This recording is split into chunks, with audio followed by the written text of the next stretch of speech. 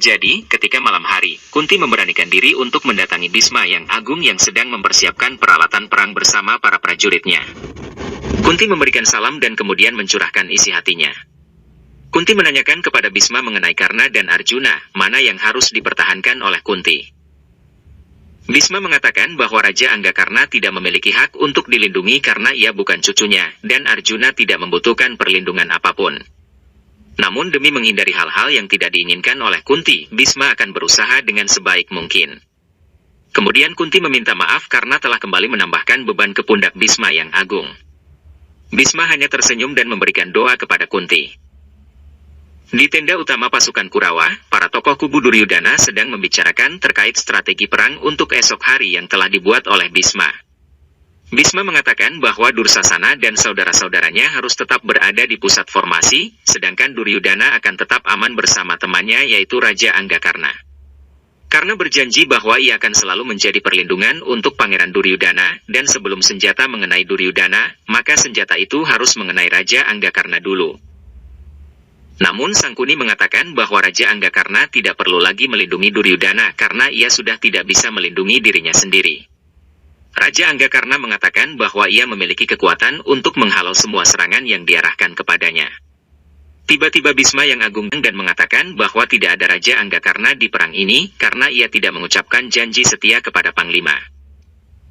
Mendengar hal itu, Pangeran Duryudana menyatakan bahwa temannya tetap akan berperang esok hari. Bisma yang agung memberikan keputusan terakhir bahwa jika Raja Anggakarna tetap berada di medan pertempuran esok hari, maka Bismalah yang akan meninggalkan medan pertempuran. Duryudana seolah justru persilahkan Bisma untuk meninggalkan perang ini dan akan mengangkat Raja Anggakarna sebagai panglima. Bisma hanya tersenyum mendengar keputusan dari Pangeran Mahkota Duryudana. Keputusan Duryudana tersebut membuat Raja Gandhara pusing tidak habis pikir. Setelah sedikit cekcok, Duryudana segera meninggalkan tenda utama itu. Di tenda yang terdapat patung-patung leluhur Astinapura, Duryudana marah-marah dan melontarkan pisau hingga mengenai kepala patung tersebut. Raja Karna datang untuk mencoba menenangkan temannya itu. Putra Raja itu mengucapkan terima kasih atas penghormatan yang dilakukan oleh Pangeran Duryudana dan ini merupakan suatu hutang budi. Duryudana yang mengatakan bahwa Bisma yang agung maupun Guru Drona tidak akan bisa membunuh Pandawa. Dan untuk membunuh Pandawa akan menjadi hal yang sangat bagus untuk Raja Anggakarna. Namun putra Rada itu mengatakan bahwa dalam posisi seperti ini Kurawa akan sangat membutuhkan Bisma yang agung. Dan sebelum membuat keputusan yang sangat penting itu, Raja Angga ingin menunjukkan sesuatu kepada Duryudana. Kedua sahabat itu kemudian keluar dari tenda dan Raja Anggakarna menunjukkan kepada Duryudana terkait prajurit-prajuritnya. Raja Anggakarna mengatakan bahwa prajurit-prajurit itu sangat bersemangat karena adanya Bisma sebagai panglima. Di hati para prajurit itu hanya ada satu nama yaitu Bisma yang membuat mereka semangat datang bahkan mempertaruhkan nyawanya karena mereka punya keyakinan bahwa sang panglima juga akan melindungi nyawa prajuritnya. Raja Anggakarna pun menyatakan bahwa setelah Bisma, masih ada Guru Drona, baru setelah itu Raja Anggakarna bisa dipilih sebagai panglima. Karena khawatir jika Bisma mengundurkan diri sebagai panglima para prajurit itu tidak ikut berperang esok hari. Hal ini membuat Duryudana kembali mempertimbangkan keputusannya. Malam hari menjelang perang Baratayuda dimulai. Arjuna sedang melihat para Pandawa yang sedang berlatih dan mempersiapkan untuk peperangan esok hari. Pembawa Gandiwa itu teringat dengan kata-kata Basudewa bahwasanya demi meraih kemenangan, maka para Pandawa harus berdoa terkait kematian Bisma. Pangeran Arjuna merasa senang dengan saudara-saudaranya yang melatih putra-putranya dan juga tentara yang lain. Arjuna memasuki tenda tempat makan, ia melihat saudara-saudaranya dan juga anak-anaknya sedang asik bersantap ria. Namun entah apa yang merasuki pikiran Arjuna hingga membuatnya tidak ikut bergabung namun justru keluar meninggalkan tenda tersebut. Basudewa mengerti betul apa yang terjadi kepada Arjuna. Basudewa hanya melirik kepada Arjuna tanpa berkata apapun. Esok hari sebelum perang Baratayuda dimulai, Arjuna dikejutkan dengan datangnya Basudewa Krishna beserta kereta kudanya. Arjuna yang terkejut melihat hal itu segera menghampiri Basudewa Krishna dan menanyakan terkait apa yang ia lakukan. Basudewa Krishna mengatakan bahwa kereta kuda dan kusir kereta Arjuna sudah di sini. Arjuna mempersoalkan bahwa Sri Krishna merupakan orang yang terhormat dan tidak pantas menjadi seorang kusir. Basudewa mengingatkan kepada Arjuna bahwa ia sangat ahli di bidang ini. Krishna akan mengendarakan kereta kuda ke jalan yang benar dan ketika nanti di medan perang pikiran Arjuna kehilangan fokus, maka sudah menjadi tugas Basudewa untuk mengembalikannya ke jalan yang benar. Kubu Kurawa sedang memberikan pemujaan kepada Dewa Siwa dan memanjatkan doa agar diberikan kemenangan pada perang ini. Semua tokoh perang tentara Kurawa ini bersiap perang dengan melewati bala tentara yang mengangkat pedang. Hidup Mahadewa! Hidup Mahadewa! Hidup Mahadewa! Hidup Mahadewa!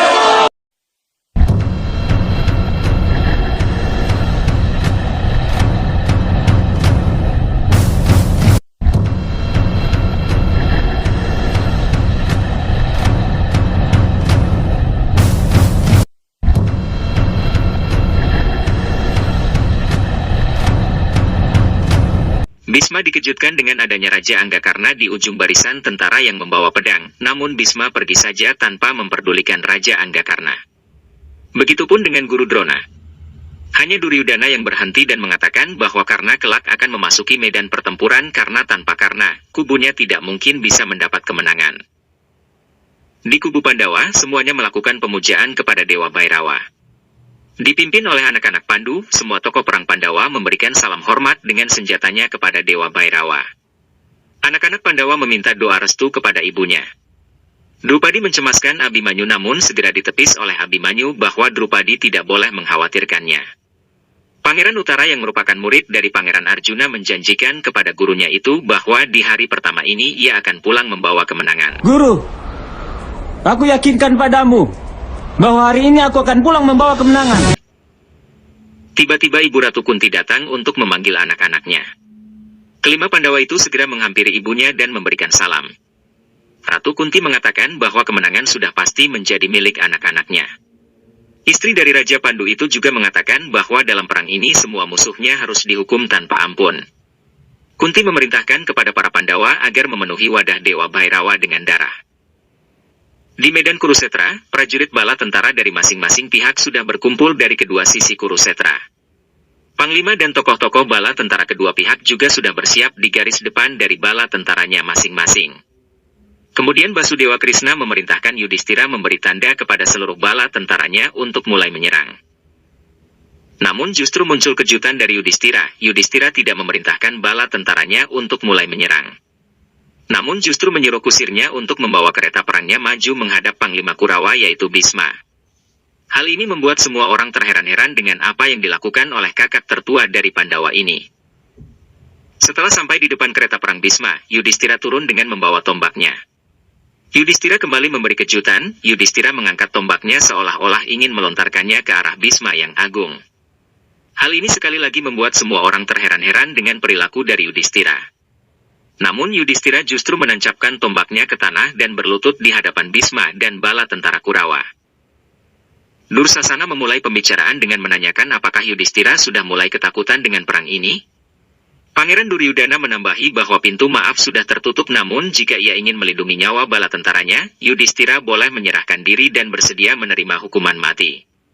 Kemudian dilanjutkan oleh Raja Gandhara bahwa untuk saat ini Bisma yang agung harus ingat posisinya sebagai panglima perang dari Hastinapura. Yudhistira angkat bicara setelah Raja Gandhara mengatakan hal itu.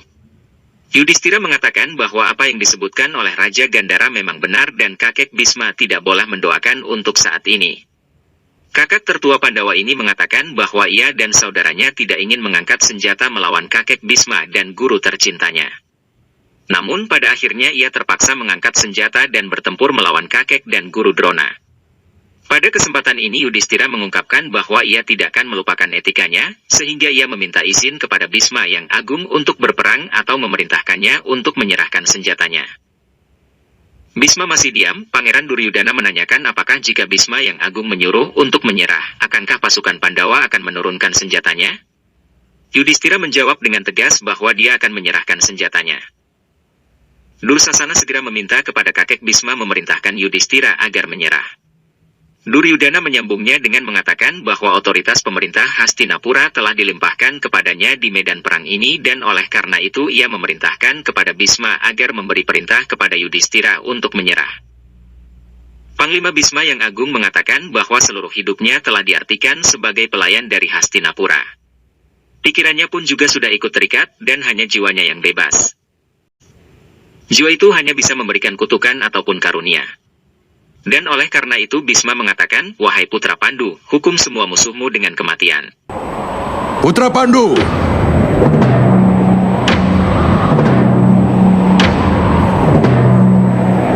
doaku untuk kalian. Dalam pertempuran ini, hukum semua musuhmu dengan kematian. Tegakkanlah keadilan. Majulah. Dan bunuhlah aku. Semoga kalian menang. Tegakkan kembali kebenaran, majulah dan bunuhlah aku. Doaku untuk kalian semua, semoga kalian menjadi pemenang. Mendengar keputusan dari Bisma yang agung itu membuat Dursasana dan yang lainnya kecewa. Yudhistira nampak tidak kuasa menahan air mata mendengar ucapan dari kakeknya itu, tidak terkecuali semua adik-adiknya, karena kakeknya meminta untuk dibunuh. Kemudian Yudhistira bangkit berdiri dan memberi salam kepada kakek Bisma. Di istana Hastinapura, Putri Gandhari sedang melakukan pemujaan kepada Dewa Siwa. Raja Destrarastra dan Sanjaya datang, namun secara mengejutkan Raja tersandung sampai 2 kali. Destrarastra mengatakan bahwa bahkan di tempat asing pun ia tidak pernah tersandung, dan sekarang di kerajaannya sendiri, ia seperti tidak mengenalinya. Destrarastra mengatakan bahwa ia benar-benar telah buta saat ini. Perdana Menteri Widura masuk dan memberi kabar bahwa Begawan biasa sudah datang. Setelah memberikan salam, Raja Destrarastra meminta nasihat kepada Begawan biasa agar dapat menenangkan hatinya. Begawan biasa mengatakan bahwa ia bukan ahlinya dan kedatangannya ke Hastinapura adalah memberikan kabar yang kurang baik bahwa Ibu Ratu Setiawati telah meninggal dunia. Begawan biasa segera menyerahkan abu jenazah Ibu Setiawati kepada Raja Destrarastra. Ketika menerimanya, tangan sang raja nampak bergetar. Sang Begawan justru tertawa dan mengatakan bahwa Destrarastra akan menerima lebih banyak abu jenazah dari pemuda-pemuda Kurawa yang sedang berperang. Kemudian Begawan biasa menawarkan suatu penglihatan khusus yang akan dan dapat berguna untuk melihat apa yang terjadi di medan Kurusetra. Baik Destrarastra, Gandhari maupun Perdana Menteri Widura, semuanya meminta maaf dan menolak tawaran dari Begawan biasa.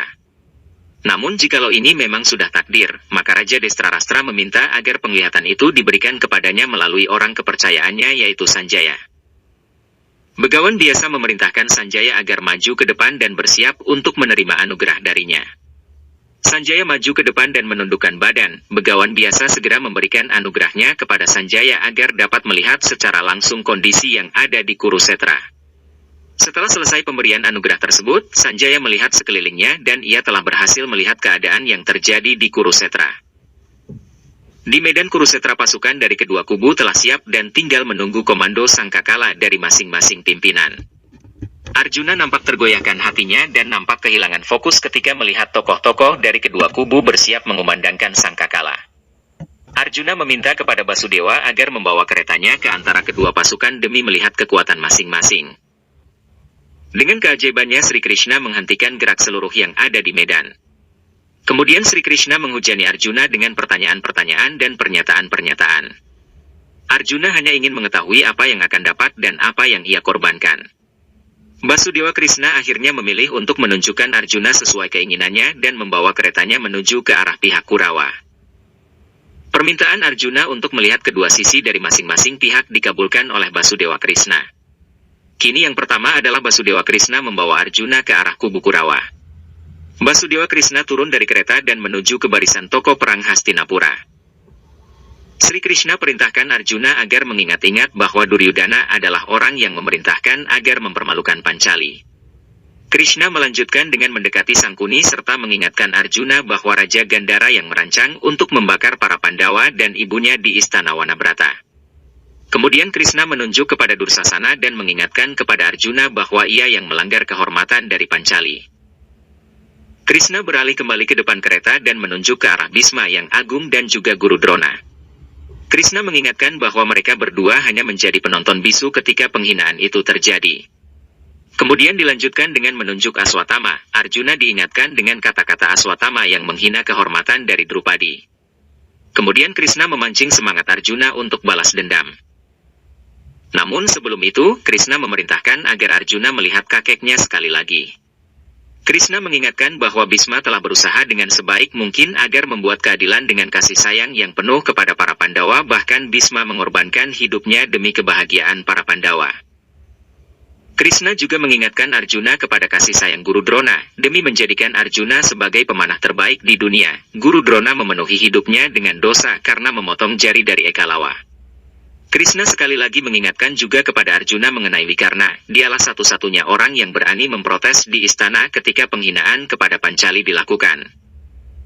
Kemudian Krishna membawa Arjuna untuk melihat sisi dari kubu Pandawa. Krishna menunjuk pada Yudhistira, Bima dan adiknya serta anak dan keponakan-keponakannya yang tidak sedikit akan menjemput kematiannya di medan perang ini. Krishna kembali memancing agar Arjuna kembali bersemangat mengobarkan perang ini. Arjuna mengatakan bahwa ia bisa melihat sisi keadilan dan ketidakadilan di masing-masing pihak. Krishna menjelaskan bahwa oleh karena itu Arjuna tidak mengerti betul tentang tujuan dari perang ini, atau justru Arjuna tidak memahami sisi keadilan itu sendiri. Krishna menekankan bahwa bencana yang akan terjadi oleh perang ini merupakan awal dari masa reformasi. Tubuh Arjuna yang semakin lemas karena beban pikiran yang dipikulnya, memberanikan diri untuk turun dari kereta dan menghampiri Basudewa Krishna. Arjuna mengatakan bahwa Krishna telah berkata bahwa ia akan mengemudikan keretanya ke jalan yang benar. Oleh karena itu Arjuna meminta agar Krishna membawa pikiran dan jiwa Arjuna ke arah yang benar. Arjuna berlutut di hadapan Sri Krishna dan meletakkan gandiwanya serta memohon petunjuk kepada Sri Krishna. Krishna merubah langit menjadi keemasan sekaligus menunjukkan kedewaannya di hadapan Arjuna dan mengatakan bahwa perang ini sebenarnya untuk dewa. Awal reformasi yang baru akan dibentuk, tradisi lama muncul kembali dengan wajah-wajah yang baru. Krishna berharap Arjuna memahami semua kata-kata yang telah ia berikan kepada pembawa gandiwa itu. Basudewa menanyakan apakah Arjuna sudah memahami kata-katanya atau belum. Arjuna menganggukkan kepala dan memberikan isyarat bahwa ia telah memahami apa yang sudah dikatakan oleh Basudewa Krishna. Kemudian Basudewa Krishna mempertanyakan kepada Arjuna tentang penciptaan. Pangeran Arjuna mengatakan bahwa manusia terbuat dari tanah, air, udara, api dan ruang kosong. Kemudian Basudewa Krishna mengatakan bahwa baik Bhisma Guru Drona maupun semua tirani juga terbuat dari kelima elemen itu. Lalu apa yang membuat kamu merindukannya? Tanya Basudewa kepada Arjuna. Karenanya, Bhisma yang agung, Guru Drona, tidaklah lebih dari tanah, air, udara, api, dan ruang saja. Jadi apa yang akan kau rindukan, Partha? Arjuna mengatakan bahwa antar manusia ada hubungan yang mengikat yang mengakar di dalam tubuh manusia itu. Sri Krishna menanyakan mengapa manusia akan hancur setelah mati. Basudewa Krishna menjelaskan bahwa ciri manusia bukan pada bentuk penciptaan dan ikatannya, melainkan melalui sifat, tingkah laku dan amal sebagai cirinya. Dewa Narayani ini menjelaskan bahwa semua manusia pada hakikatnya sama. Yang membedakan adalah ketiga bentuk tadi, yaitu sifat, tingkah laku dan amal. Arjuna memulai dari Pangeran Duryudana. Menurutnya sang pangeran memiliki kebodohan dan nafsu, dan tidak memiliki kebaikan sama sekali. Ketika menyebut Dursasana juga memiliki kebodohan, Basudewa Krishna segera menyela dan menyuruh agar Arjuna melihat ke arah kakeknya. Basudewa Krishna mengatakan bahwa Bhisma memiliki keseimbangan antara kebaikan dan kebutuhan. Bhisma juga tidak memiliki keangkuhan, namun sayang, Bhisma terikat kepada keyakinan dan tradisi yang usang. Arjuna bertanya, jika manusia adalah gabungan dari tiga bentuk sifat tadi, apakah perbuatan manusia sudah ditakdirkan sebelumnya? Mengapa keadilan dianggap penting dan kejahatan harus mendapatkan hukuman, lalu apa tujuan semuanya? Basudewa Krishna meminta Arjuna memahami dulu terkait apa itu manusia. Basudewa Krishna kemudian menjelaskan mengenai hal-hal tersebut kepada Arjuna.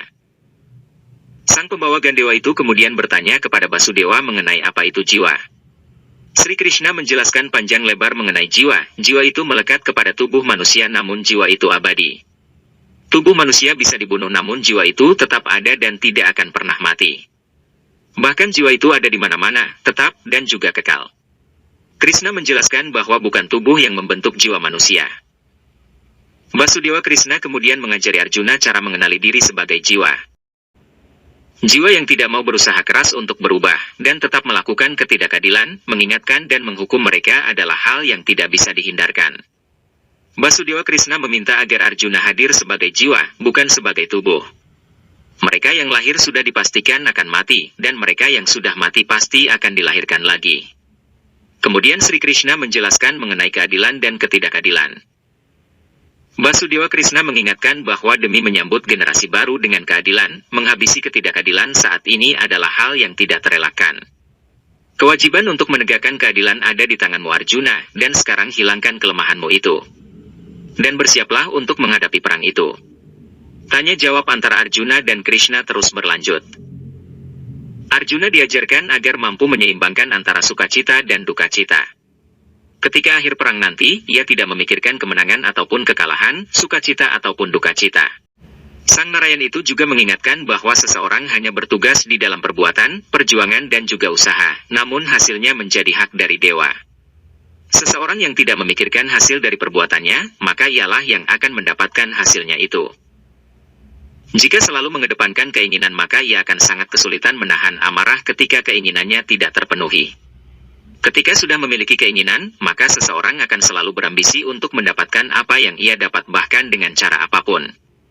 Seseorang yang seperti ini akan berhadapan dengan penghancuran secara menyeluruh. Basudewa Krishna mengajarkan kepada Arjuna bahwa ia harus belajar mengenai kedewaan, mengabdi kepada Yang Maha Kuasa. Arjuna bertanya bagaimana ia bisa berbakti tanpa melihat Yang Maha Kuasa. Sri Krishna menjelaskan bahwa untuk melihat Yang Maha Kuasa, Arjuna harus meninggalkan segala yang mengikatnya. Basudewa Krishna mengatakan bahwa bahkan alam semesta ini adalah Yang Maha Kuasa, bahkan diri ini sendiri juga Yang Maha Kuasa ketika sudah bisa mengenali. Artinya Madawa, apakah kau Yang Maha Kuasa? Iya, akulah Yang Maha Kuasa. Arjuna menanyakan kepada Basudewa apakah ia bisa mengabdi kepada Krishna sebagai Maha Kuasa. Basudewa Krishna mengatakan bahwa tentu saja bisa. Basudewa mengatakan bahwa ia adalah semuanya, semesta, dan sebagainya. Arjuna menanyakan bagaimana bisa Basudewa bisa seperti itu? Padahal ia dilahirkan dan ibunya pun masih hidup hingga saat ini. Krishna mengatakan bahwa yang terlihat hanyalah tubuhnya, namun ia berbicara melalui jiwanya. Ia bahkan telah terlahir berulang kali, dan akan terlahir berkali-kali lagi di masa depan. Basudewa akan terlahir kembali demi menegakkan keadilan ketika sudah terjadi ketidakadilan di dunia ini. Basudewa Krishna meminta Arjuna agar memikirkan diri sendiri dalam jiwanya, maka ia akan dapat melihat Sang Maha Kuasa. Dan ketika Arjuna mampu memikirkan Maha Kuasa, maka ia akan melihat dirinya sendiri. Arjuna menanyakan bagaimana dedikasi yang tepat kepada Yang Maha Kuasa. Karena Sankhya Yoga, manusia tahu bahwa mereka hanyalah jiwa. Karena Karma Yoga, mereka dapat membebaskan diri dari ikatannya. Dan karena pengabdian, hingga manusia dapat mengetahui wujud yang nyata dari Yang Maha Kuasa. Arjuna menanyakan apakah tubuh manusia tidak bernilai? Krishna menjawab bahwa tubuh bernilai sebagai sarana manusia bertemu dengan Yang Maha Kuasa. Dengan membunuh orang-orang yang hadir di medan perang, bukankah ini menghilangkan kesempatan menyelamatkan mereka? Kata Arjuna. Krishna menyahuti bahwa mereka semua telah melewati batas-batasnya, dosa memiliki batasnya masing-masing. Keselamatan bagi mereka semua sudahlah tidak mungkin karena mereka telah melakukan kesalahan yang begitu banyak. Pangeran Arjuna ingin tahu wujud asli dari Basudewa Krishna. Dan demi menghancurkan semua kebimbangan dan keraguan yang ada pada diri Arjuna, maka Arjuna membutuhkan Basudewa Krishna secara asli.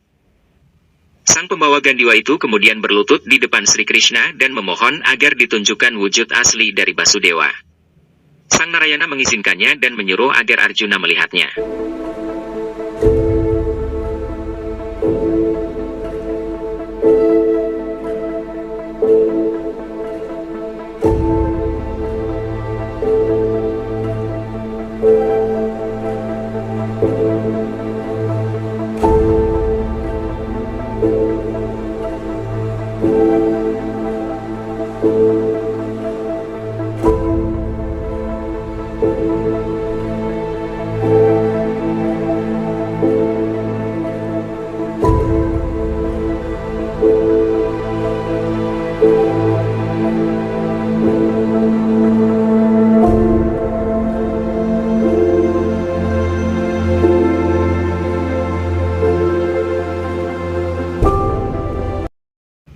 Krishna perlahan menunjukkan kepada Arjuna tentang kedewaannya, dimulai dengan menunjukkan Brahma dan Siwa tepat di mata Arjuna. Kemudian Basudewa Krishna menunjukkan kedewaannya secara penuh di hadapan sang Pangeran Arjuna. Arjuna diperkenankan melihat wujud tertinggi dari Basudewa Krishna dan merupakan pengetahuan tertinggi, dan mengatakan bahwa para dewa pun tidak mudah untuk wujud seperti yang ditunjukkan pada Arjuna saat ini. Basudewa Krishna menunjukkan wujud tertingginya yaitu sebagai Dewa Wisnu dan perwujudan dari segala dewa. Dewa Krishna mengatakan kepada Arjuna bahwa ia adalah yang tertinggi dari yang tinggi, yang paling kuasa dari yang kuasa, yang terhebat dari yang hebat, yang merupakan kehidupan dan juga yang merupakan kematian. Krishna memerintahkan Arjuna agar mengangkat senjatanya dan berperang. Bahkan jika Arjuna tidak berperang hari ini, Krishna tetap akan menghancurkan angkara murka. Arjuna dengan tegas menjawab bahwa keraguan dirinya sudah hancur. Dan kini Arjuna siap untuk berperang dengan sepenuh jiwa dan mengabdikan diri hanya kepada yang kuasa. Arjuna meminta agar Krishna kembali ke wujudnya sebagai manusia dan Arjuna akan selalu mematuhi perintah dari Dewa Krishna. Krishna pun kembali ke wujudnya sebagai manusia dan mengajak Arjuna kembali ke kereta perangnya. Setelah kembali ke barisan Pandawa, Basudewa Krishna mempersilahkan agar alam kembali berjalan setelah ia hentikan demi menasehati Arjuna. Sangkakala perang sudah ditiup oleh para pembesar dari masing-masing kubu. Di Hastinapura, Sanjaya menceritakan kepada Raja Destrarastra tentang ilusi yoga dari Basudewa Krishna yang mencerahkan Arjuna sekaligus mencerahkan diri Sanjaya sendiri.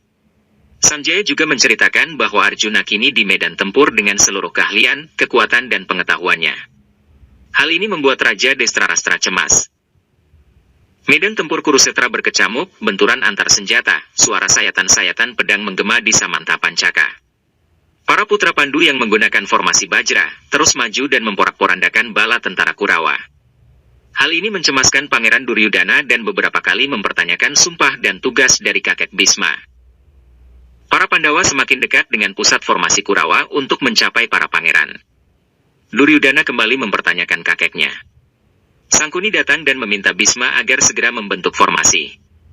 Bhisma dengan tenang menjawab bahwa seekor buaya akan membiarkan mulutnya tetap terbuka hingga ikan-ikan dengan percaya diri menetap di mulutnya. Ketika para Pandawa semakin dekat pusat formasi Kurawa, Arjuna melepaskan panahnya ke udara. Bhisma yang melihat hal demikian segera menyiapkan panahnya dan membalas panah dari Arjuna yang membuat hancur dan menjadi abu. Abu itu turun tepat di atas Arjuna. Sang pembawa Gandewa ini mengambil abu itu dan mengusapkan ke dahinya yang dibalas senyum dari kakeknya karena Arjuna benar-benar menantikan doa ini. Pangeran Duryudana semakin tidak tahan dan mengatakan bahwa ini kemenangan Pandawa karena Bhisma belum berbuat apapun. Bhisma menjawab kepada Duryudana bahwa selama ia hidup, dia tidak akan membiarkan Kurawa kalah. Namun perlu diingat bahwa selama Pandawa masih bersatu kemenangan Kurawa adalah mustahil. Bhisma yang agung mengatakan bahwa sekarang sudah saatnya sang buaya menutup rahangnya. Bhisma meniup trompetnya dan pertanda bahwa formasinya dimulai. Setelah para Pandawa mulai mendekati pusat formasi kubu Hastinapura yang dipimpin oleh Bhisma yang agung, putra Gangga tersebut meniup sangkakala dan membuat angin tornado untuk mengalihkan fokus para Pandawa. Arjuna menyadari apa yang dilakukan oleh kakeknya dan meminta Basudewa terus maju. Basudewa Krishna mengatakan bahwa kakek Bhisma sedang membuat formasi perangnya dan ini akan dapat mengalahkan formasi Bajra dengan mudah. Pangeran Arjuna menyahutinya bahwa kakek Bhisma akan membuat malu seluruh pasukan Pandawa. Pangeran Yudhistira memandu seluruh punggawanya untuk menyebar demi menghalau strategi dari kakek Bhisma. Aswatthama datang menemui putra-putra Pandawa dan berjanji bahwa ia merupakan malapetaka bagi anak-anak Pancali. Pratiwinda dengan tegas menjawab bahwa anak-anak Pancali adalah kobaran api yang dahsyat, dan Aswatthama tidak akan dapat memadamkannya dengan mudah. Namun dengan pengalaman yang sudah tinggi, Aswatthama tidak kesulitan untuk menundukkan Pratiwinda. Ketika Aswatthama sudah menjatuhkan Pratiwinda, ia mengarahkan pandangannya kepada Pratiwinda. Tiba-tiba panah Aswatthama terpental oleh gada dari Bima. Pertempuran Aswatthama dan Bima berlangsung cukup sengit meskipun Bima menunjukkan keunggulan dalam pertarungan gada. Di tempat lain Guru Drona bertemu dengan Raja Drupada yang merupakan teman lama. Keduanya sempat berdialog sebentar mengenai masa lalu dan saling mengingatkan agar tangannya tidak bergetar ketika memegang senjata. Kemudian Guru Drona mempersilahkan Raja Drupada agar menyerang dirinya terlebih dahulu untuk menjadi hukuman bagi kesalahan-kesalahan Guru Drona. Raja Drupada mengambil panahnya dan melesatkan tepat ke dada Guru Drona.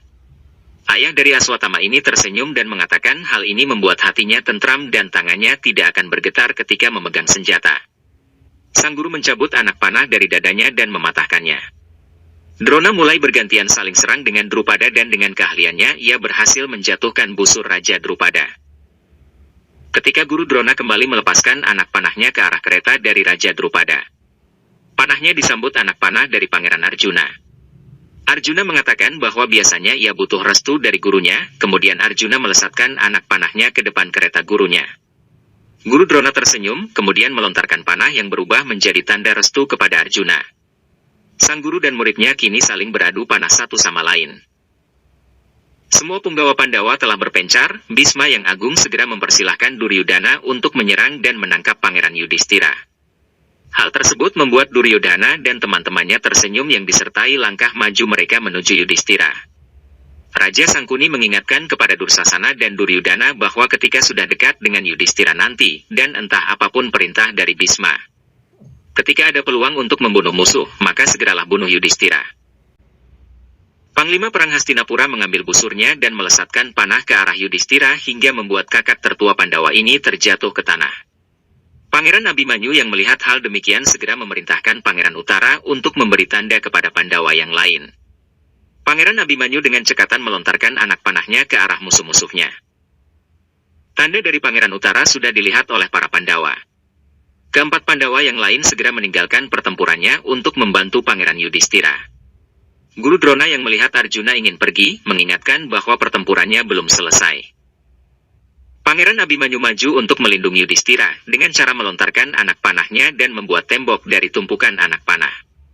Bhisma yang agung dibuat takjub dengan keahlian dari putra Arjuna tersebut. Bhisma yang agung segera mengambil busurnya dan melepaskan anak panahnya untuk menghancurkan tembok yang dibuat oleh Abimanyu. Ketika tembok anak panah itu runtuh, sosok dari Pangeran Abimanyu sudah berada tepat untuk menghalangi jalan dari kakek Bhisma. Putra Arjuna kemudian menantang Panglima Perang Hastinapura itu. Bhisma mempertanyakan siapakah dirimu wahai anak muda. Abimanyu mengatakan bahwa ia adalah putra dari Arjuna dengan putri Yadawa Subadra, dan namanya adalah Abimanyu. Bhisma sedih melihat generasinya akan musnah dengan melihat anak-anak muda dari keluarganya yang harusnya masih mencari pengetahuan justru harus mengangkat senjata. Abimanyu tetap memaksa untuk bertarung kemudian Abimanyu melesatkan anak panahnya ke arah Bhisma yang ditangkap oleh putra Gangga tersebut dengan mudah. Bhisma lalu melemparkan anak panah itu ke arah Abimanyu untuk menjatuhkan busurnya. Sangkuni yang melihat ke arah matahari hampir terbenam mengajak Duryodhana dan Dursasana untuk segera mengajak duel Yudhistira. Sangkuni tidak ingin menyia-nyiakan peluang ini karena Yudhistira sedang sendirian dan tidak dalam perlindungan saudaranya. Duryudana menyetujuinya dan segera mereka maju menuju ke arah Yudhistira yang masih sibuk bertarung dengan prajurit-prajurit Kurawa. Bhisma meminta agar Abimanyu meninggalkannya. Namun Abimanyu mengatakan bahwa melindungi paman Yudhistira adalah sebuah kewajiban. Ia mengambil pedang dan menantang duel Bhisma. Bhisma mengambil pedangnya lalu turun dari kereta untuk menghadapi Abimanyu. Lengan putra Gangga tersayat oleh pedang Abimanyu, hal ini membuatnya tersenyum dan bangga dengan kekuatan Abimanyu. Bhisma kembali mengalahkan Abimanyu dengan tanpa kesulitan. Ketika Pangeran Arjuna masih sibuk menghadapi Guru Drona dengan beradu panah, tiba-tiba ada panah ketiga yang mengganggu mereka. Panah tersebut adalah panah dari Pangeran Drestadyumna yang meminta agar Pangeran Arjuna segera melindungi Raja Yudhistira. Segera Basudewa dan Pangeran Arjuna meninggalkan Guru Drona untuk menuju ke arah Pangeran Yudhistira. Duryudana, Sangkuni dan Dursasana telah tiba di dekat Yudhistira. Sangkuni mengambil busurnya dan mengarahkan panahnya ke arah tombak dari Yudhistira untuk menjauhkannya dari tombaknya. Dursasana segera melemparkan gada ke arah Yudhistira agar digunakannya sebagai senjata. Hal ini demi mengikuti aturan perang yang mengharuskan kesetaraan senjata antar prajurit. Kemudian tiga Kurawa itu berduel dengan Raja Yudhistira yang sendirian. Abimanyu yang sudah kalah dengan dua senjata, kembali menantang Bhisma dengan menggunakan gada. Bhisma menasehati agar Abimanyu meninggalkannya namun ditolak mentah-mentah. Bhisma langsung maju tanpa membawa gada dan tetap berhasil mengalahkan Abimanyu dengan mudah. Putra Gangga itu sangat bangga dengan kemampuan yang dimiliki oleh Abimanyu dan dia akan sangat bangga ketika melihat keturunan Abimanyu kelak memimpin kerajaan Arya pada saatnya nanti. Kemudian Bhisma meninggalkan Abimanyu yang masih tersungkur di tanah. Yudhistira yang berduel dengan tiga orang dapat bertahan dengan baik. Bahkan Yudhistira mampu membuat Raja Sangkuni dan Pangeran Dursasana terjatuh. Namun Duryudana segera datang dan memukul Yudhistira hingga terpental jatuh. Yudhistira segera bangkit dan melawan Duryudana dengan segenap kekuatannya. Kedua pangeran dari bangsa Kuru ini saling beradu gada satu sama lain dengan cukup seimbang. Raja Gandhara Sangkuni yang melihat matahari semakin turun, segera menghampiri Raja Madra dan memintanya untuk melemparkan tombaknya ke arah Yudhistira. Raja Madra tidak mau menuruti perintah Sangkuni karena hal itu tidak dibenarkan menyerang seseorang dari belakang. Sangkuni mengingatkan Raja Madra terkait kewajibannya karena telah mengucapkan sumpah setianya. Raja Madra terlihat tidak nyaman dengan apa yang akan ia lakukan. Ia menatap Yudhistira yang tengah bertempur dengan Duryudana. Raja Madra akhirnya memantapkan dirinya dan bersiap untuk melontarkan tombaknya ke arah Yudhistira. Pangeran Utara yang sedang sibuk bertarung dengan para prajurit Kurawa melihat ke arah Pangeran Yudhistira dan melihat ke arah Raja Madra. Pangeran Wirata itu segera mengalahkan prajurit-prajurit yang sedang ia lawan dan berlari untuk melindungi Pangeran Yudhistira. Raja Madra melemparkan tombaknya ke arah Yudhistira, tidak senang dengan apa yang dilakukan oleh Raja Madra. Tiba-tiba suara sangkakala dari Panglima Perang Bhisma telah berkumandang dan membuat orang berhenti berperang. Tombak dari Raja Madra masih mencari sasarannya dan Pangeran Utara juga berlari dan mempersiapkan diri di belakang Pangeran Yudhistira. Tombak itu segera menembus tubuh dari Pangeran Utara yang membuat Yudhistira dan Arjuna takjub dengan keberanian Utara dalam berkorban. Utara mengorbankan dirinya dengan menerima tombak dari Raja Madra yang mengarah kepada Raja Yudhistira. Raja Madra menyesali perbuatan piciknya. Yudhistira, Arjuna dan Pandawa yang lainnya menghampiri Pangeran Utara yang bersimbah darah. Pandawa pulang dengan membawa kekalahan ditandai kematian Utara. Perempuan bangsawan dari kubu Pandawa masih menunggu kepulangan mereka yang berperang di kubunya. Utari tertegun sedih ketika melihat mayat kakaknya dibopong oleh Abhimanyu dan segera menghampirinya. Ratu Sudesna pingsan tak kuat melihat kematian anaknya. Kemudian Utara mendapat upacara pemakaman terakhirnya sebagai kesatria. Drupadi teringat kata-kata Basudewa yang menjelaskan bahwa seluruh dinasti akan hancur kecuali kelima suami Drupadi. Arjuna teringat kata-kata Utara yang mengatakan bahwa ia akan mengibarkan bendera kemenangan. Pihak Duryudana merayakan kemenangannya di hari pertama ini dengan berpesta. Duryudana menyelenggarakan arak-arakan bersama para prajuritnya. Mereka semua bersuka cita atas kemenangan gemilang atas para Pandawa. Sedangkan Bhisma yang agung masih mengawasi pengobatan untuk para prajuritnya yang terluka. Kurawa datang menemui Bhisma yang agung di tempat pengobatan. Dursasana mengatakan bahwa Yudhistira harusnya mati hari ini jika saja putra Raja Wirata tidak menunjukkan keberaniannya. Duryudana mengungkapkan bahwa setelah kematian Utara, musuh-musuh akan ketakutan untuk melindungi Yudhistira esok hari. Raja Madra kembali menunjukkan emosionalnya dengan mengatakan bodohnya Duryudana, ketakutan tidak akan muncul di pihak Pandawa, keberanian Duryudana tidak ada sama sekali dengan membunuh anak berusia 15 tahun dengan tangan Raja Madra. Bhisma mengingatkan bahwa tanggung jawab tanpa adanya raja, maka beban tanggung jawab dibebankan pada Pangeran Mahkota. Bhisma juga meminta agar Duryudana berpikir seperti raja, dan bukan memikirkan kemenangan saja. Bhisma mengkhawatirkan kemenangan hari ini berubah menjadi kekalahan di esok hari.